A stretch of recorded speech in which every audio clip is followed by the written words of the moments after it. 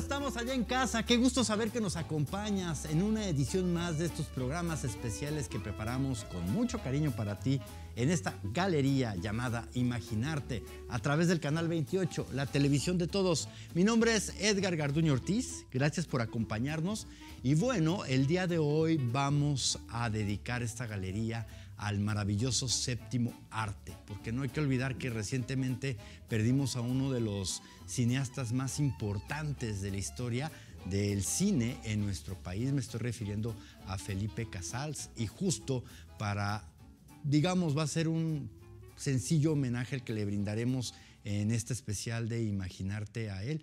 Vamos a tener la presencia de un autor, maestro de arte plástico, que bueno, se la sabe de todas a todas en relación a la obra de Felipe Casals, bueno, de lo que dirigió, y me estoy refiriendo a nuestro maestro Samuel Rodríguez, a quien le doy la bienvenida, quien ya había estado aquí con nosotros en Imaginarte y me da de nuevo pues mucho gusto de nueva cuenta de contar con tu presencia aquí en esta sala de estar de esta galería. ¿Cómo estás, Samuel? No, muy bien, muchas gracias. Y más para hablar de la obra de un grande, ¿no? Quizá el último grande del cine mexicano, que nos lleva a reflexionar muy profundamente sobre este país. Exactamente, y sobre países que bueno, este país que ha visitado incluso gente importante de la historia del cine, extranjeros. Y bueno, tú tuviste la oportunidad de platicar antes de que falleciera el maestro. Tuviste oportunidad de charlar con él. Sí, se formó una amistad epistolar muy linda entre el maestro Casals y yo. Fue muy generoso conmigo.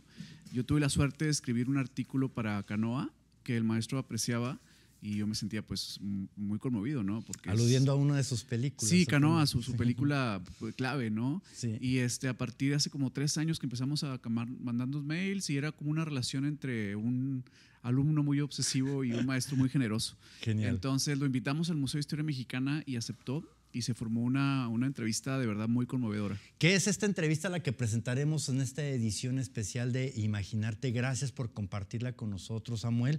Y de entrada este primer bloque nos va a dar a conocer un poco su apreciación en relación, hablando de extranjeros importantes en el desarrollo del cine a nivel mundial, ¿no? Platícanos de qué va este. Sí, bueno, el primer bloque es una teoría de la imagen de Felipe Casals. Además de ser un cineasta, era un gran conocedor de su oficio. Entonces hablar con él era una profundidad muy verdadera, ¿no? Conocía su oficio y conocía de qué se nutre el cine mexicano, el DNA del cine mexicano. Entonces escucharlo, hablar de Eisenstein, hablar de Fernández, hablar de cómo se configuró el cine mexicano es un aprendizaje muy profundo sobre las raíces sociales y cinematográficas de este país. Que Eisenstein, bueno, hay que recordar que hizo una película o varias aquí en el país y se fue súper enamorado. Uno de los grandes maestros de la edición cinematográfica. ¿Te parece si presentas este primer bloque con el maestro Felipe Casals? Por supuesto, aquí vamos a conocer sus impresiones sobre la raíz de la mexicanidad vista desde el cine y habla de dos vertientes. Eisenstein como el gran confabulador de la imagen cinematográfica, sí, y Emilio Fernández el que la perfecciona y la consuma, ¿no? Con esta épica de la revolución. Casals tiene sus vertientes muy bien puestas y a veces en la entrevista nos lleva a una reflexión contradictoria de Fernández, pero ya lo verán. Entonces, perfecto, aprovechen para revisar la idea de este gran director. Pues listo, luces, cámara, acción. Vamos a emocionarnos con el cine, vamos a ver lo que el cine tiene para esta generación y sobre todo hacer un énfasis muy preciso en su obra, maestro. Empezamos con algunos directores y algunos conceptos. A ver qué le parece, nos vamos rebotando, vamos haciendo una conversación y un diálogo con el presente y el pasado cinematográfico. Maestro, la presencia de Eisenstein en nuestro país inaugura una forma de pensar el pueblo que parece que se convirtió en el concepto ideal del cine mexicano hasta más o menos los 70s.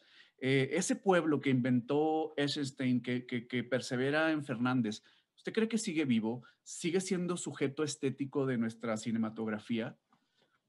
No, para nada. La estética de Eisenstein inclusive periclita mucho antes de los años 70. Digamos que hay en esa estética toda una aportación del cine soviético que tiene una particular manera de ver y de casi idolatrar, por así decirlo, ciertos personajes para convertirlos prácticamente en símbolos. Yo supongo que Einstein se vio rebasado, como todo gran artista, como todo ser humano, frente a las culturas prehispánicas. Esto no tiene la menor duda. Y ajustó su visión de la realidad etnológica de los indígenas, de la población mexicana, sobre el modelo estético de esa enorme cultura del pasado.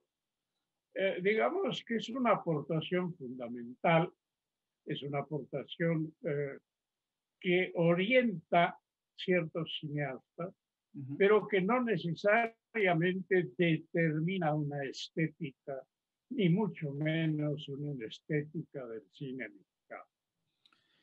Es la estética de Eisenstein.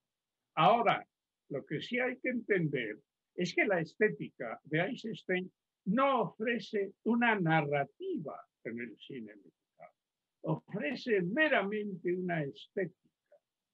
Lo que sucede después es que cierta narrativa del cine mexicano utiliza ciertos encuadres, cierta forma estética de Eisenstein. De ahí a crearse una supuesta similitud, pero no es eso. Es simple y sencillamente una narrativa que toma prestado de Eisenstein ciertos propósitos logrados en términos de estética. Nada.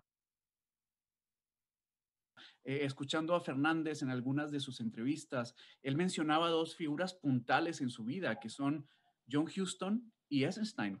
Él habla de cómo estos dos grandes ríos confluyen en su mirada, y cuando uno se acerca a la obra de Emilio Fernández, que es imposible no hacerlo, es emocionante, es profunda, conforma un equipo estético tremendamente, un equipo de ensueño, ¿no? Con Magdaleno, con Figueroa, con este reparto fenomenal. Pero Emilio Fernández de alguna manera cree en la mexicanidad como una forma de bordear o de transitar sobre el abismo, maestro. ¿Qué opina de Fernández y esta nueva narrativa enquistada en Huston y en Eisenstein? No sabría compartir la opinión de Emilio Fernández a este respecto. Yo creo que es una opinión válida porque él la propone. Todo esto es muy discutible.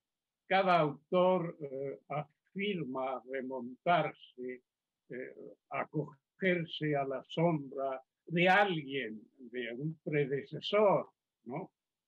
O igual de un contemporáneo, ya sea en las letras, en la música, en el cine. No, yo creo que habría que ver en la obra de Emilio Fernández algo extremadamente significativo, que es un cineasta en el tiempo que le toca su obra por realizar, que sabe integrar a perfección el talento de sus colaboradores. Esto no es muy frecuente en el cine mexicano. No porque los colaboradores no tengan talento a su propia vez y no se les reconozca, sino que la personalidad del realizador o del guionista o del productor se impone de tal forma que no hay ese maridaje perfecto que tú acabas de mencionar, que existe entre los textos de Mauricio Magdaleno, la fotografía propuesta por Gaby Figueroa y la estética personal de Emilio Fernández. Este es el gran resultado y el gran valor, muy fácil de comprobar hoy en la actualidad. las películas de Emilio Fernández no se parecen a nadie, a ninguna.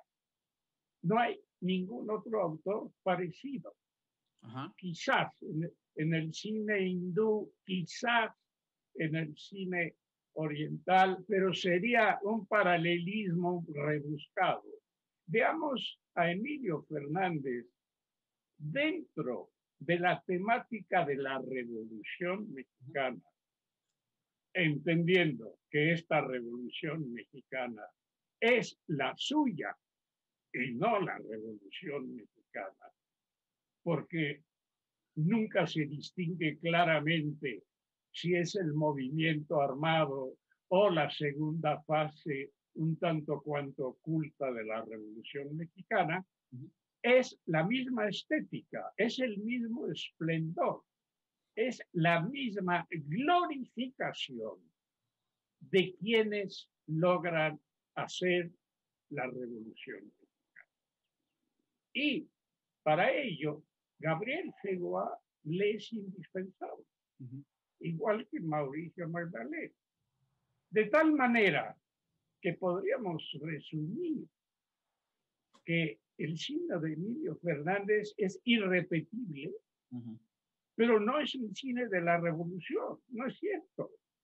Es el cine de Emilio Fernández. Salón México, que nada tiene que ver con la Revolución Mexicana, es probablemente una de las obras capitales del cine mexicano. Y estamos hablando de Cabaretera.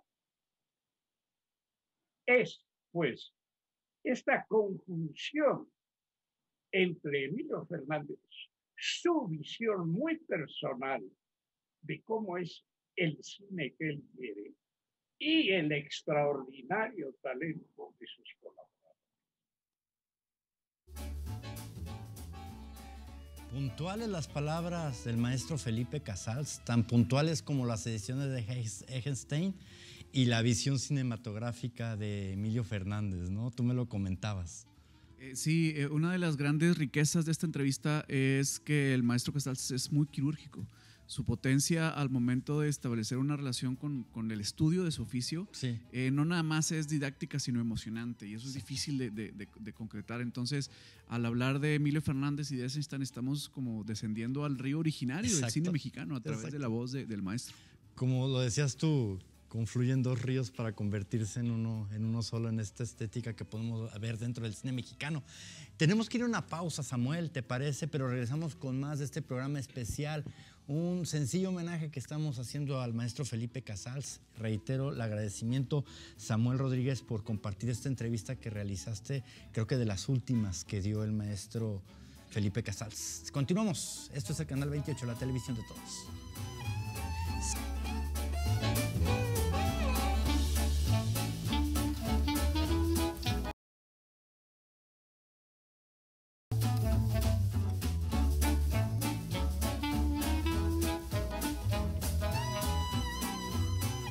Continuamos aquí en Imaginarte a través del Canal 28, la televisión de todos, en esta edición especial dedicada al séptimo arte y en especial a los comentarios que nos está dejando el maestro Felipe Casals. Como le decía a nuestro invitado de hoy, maestro, autor de arte plástico, Samuel, pues definitivamente Samuel Rodríguez, yo creo que de las últimas entrevistas que dio el maestro Felipe Casals antes de su sensible fallecimiento. Sí, la entrevista fue un reto. El maestro era muy desbordante, ¿no? Es una personalidad de genio.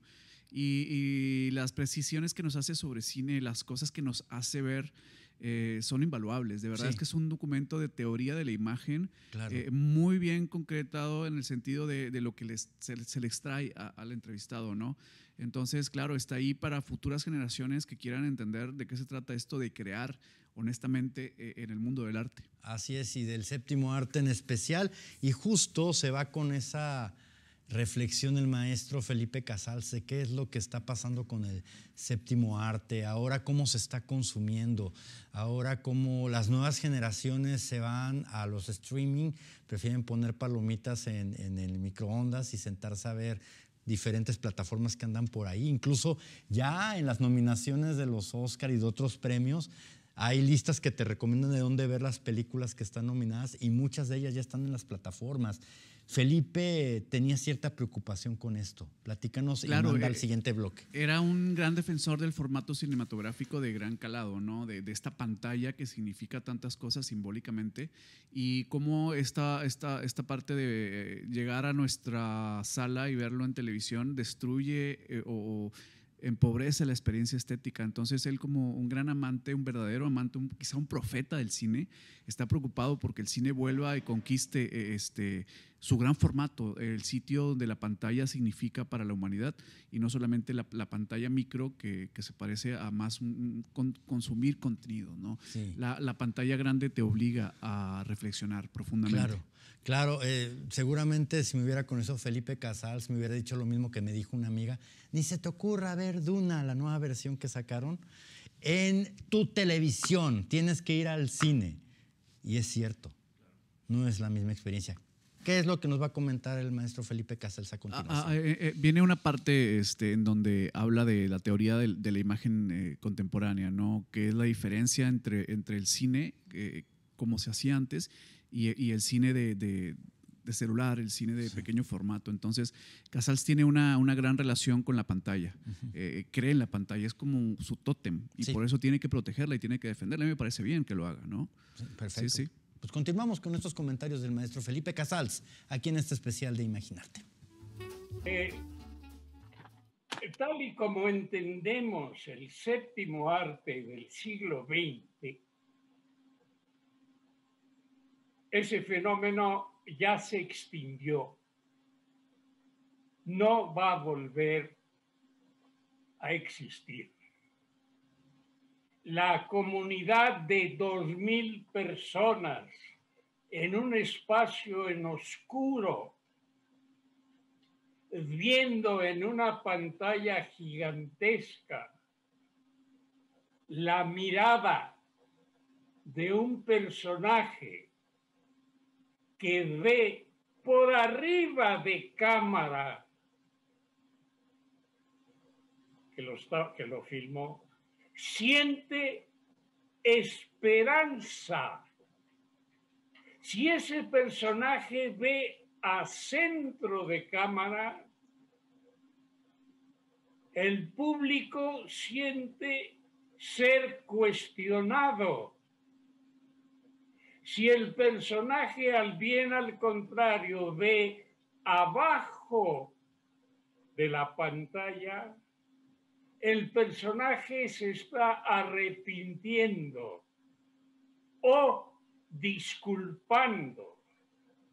Y toda esa audiencia siente al mismo tiempo, por esa relación creada entre una realidad y una totalidad de espectadores que no de consumidores, siente y entiende que algo está significando.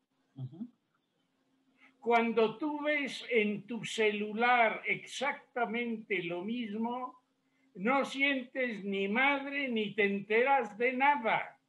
La dimensión del arte cinematográfico estaba en relación directa con el espectador y el sitio. Hoy en la actualidad, tú puedes ver, hablaste de Alejandro, de Eisenstein, ver a Alejandro Niuski de Eisenstein en tu celular y no puedes apreciar absolutamente nada. ¿Por qué? Porque hay elementos de distracción. Equipara a sentarte a leer el Quijote en medio de un tren de metro. No hay posibilidad de que tú veas las meninas de Velázquez en el Prado reproducidas en un pasillo del metro. No es cierto.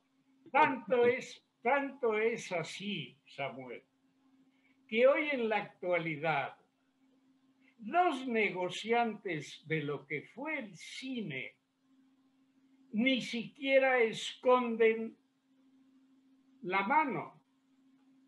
Lo que transmiten, lo que exhiben a través de plataformas o de lo que sea, lo llaman contenidos de entretenimiento. Ujú. Es decir, ellos mismos reconocen que han distorsionado lo que era el cine. Claro. En las series hay un hombre, una figura que se llama el showrunner, que es el que dirige, produce, escribe, cambia a los actores, interviene en la dirección de actores, cambia el montaje a su antojo, y detrás de todo eso hay una empresa que vende papel higiénico, como es Netflix, que vende la serie. Claro. Dime tú dónde cabe Emilio Fernández, Paul Leduc o Berman ahí. De hecho, no se encuentran en el buscador y eso es muy significativo. Están más allá de este entramado, de esta mónada que es Netflix y que no soporta un director que tenga esa afirmación estética como tal. ¿Cuántas veces ha gritado por las calles desde hace 2 años Martin Scorsese de que están asesinando y que están terminando con el cine? Claro. Sí, de hecho, su última película, maestro, se siente muy incómoda en Netflix. El irlandés se siente incómoda en ese formato, porque es larga, porque es afirmada, porque tiene un par de escenas que necesitan de una atmósfera cinematográfica y se siente muy mal, se siente como un elemento extraño en Netflix, su última Y película. además tiene que cambiarle las pupilas a los ojos. Entonces es todo un trabajo de laboratorio posterior de triqui-traca. ¿Qué imágenes de series no están trampeadas en la postproducción? Claro. Cuando dicen, ay carajo, hubieran filmado del otro lado el perfil de la actriz, ahí tiene un grano espantoso. Pues voltean la imagen. Sí, sí. Oh, pero ¿cómo es de noche si allá atrás se ve el atardecer, carajo? Pues le ponen un árbol. Toda esta mistificación, fíjate bien lo que te digo, no hay una sola mistificación en el proceso de Juana de Arco de Carlos Dreyer.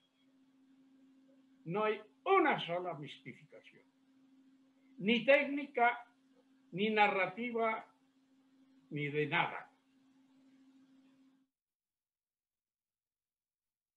Esa es la pasión que los artistas, los verdaderos artistas necesitan en este mundo para transmitirla a las nuevas generaciones. Entonces, ¿qué hacer para rescatar el cine para que siga siendo séptimo arte? Porque pareciera que Felipe nos está diciendo que ya en estos momentos está dejando de serlo. Sí, y al mismo tiempo instrumenta su defensa, ¿no? Entonces, lo que yo interpreto entre líneas es defender la rebelión del cine, que paradójicamente está en la paciencia de crear y de entregar un contenido que valga la pena, más allá de su movilidad en el mercado. Dejar al artista que signifique, ¿no? Es lo que el maestro nos transmite. Así como decían en la parte literaria con George R. Martin, si se va a tardar 10 años, 11 años en escribir su última parte de la saga de Juego de Tronos, que se tarde lo que necesita tardarse y no empezar a producir como que en serie. Porque todos sabemos perfectamente, señores del mercado, que cuando tú empiezas a producir cualquier producto en serie, la calidad va a bajar. Y lamentablemente lo dijo muy bien el maestro Felipe Casals, eso es lo que está pasando con las producciones de streaming, ¿no? Con este showrunner famoso. Este derecho a la incomodidad y a la paciencia, ¿no? Sí. Que el cine no puede perder. Te invito a que continúes en la próxima emisión de estas ediciones especiales de Imaginarte para seguir escuchando esta entrevista que Samuel Rodríguez hizo al maestro Felipe Casals. Sin duda mucho que comentar, mucho que dialogar y mucho que reflexionar con él. No te pierdas la próxima emisión de esta edición especial de Imaginarte a través del canal 28, la televisión de todos. Edgar Garduño Ortiz se despide de ti. Hasta la próxima.